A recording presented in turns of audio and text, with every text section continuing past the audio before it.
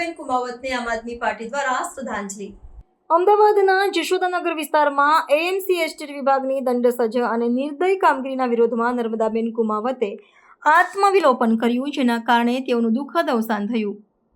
ઘટના સામે સામાજિક અને રાજકીય વર્તુળમાં ભારે આક્રોશ જોવા મળ્યો છે। આમ આદમી પાર્ટી અમદાવાદ શહેર સમિતિના અધ્યક્ષ અને અગ્રણીઓએ મૃતકના સ્મૃતિ પર્વે શ્રદ્ધાંજલિ આપી।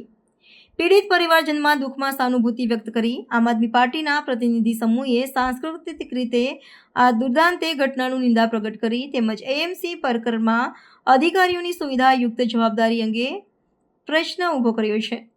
અમાનવીય અને ત્રાસદાયક કામગીરીના કારણે નર્મદાબેનની દયા દશામાં અંત લાવવો પડ્યો છે તેવી પારિવારિક બેરીથી વિવિધ સમાજમાંથી સરકારના વ્યવહાર સામે વેદના અને તીવ્ર પ્રતિક્રિયા જોવા મળી।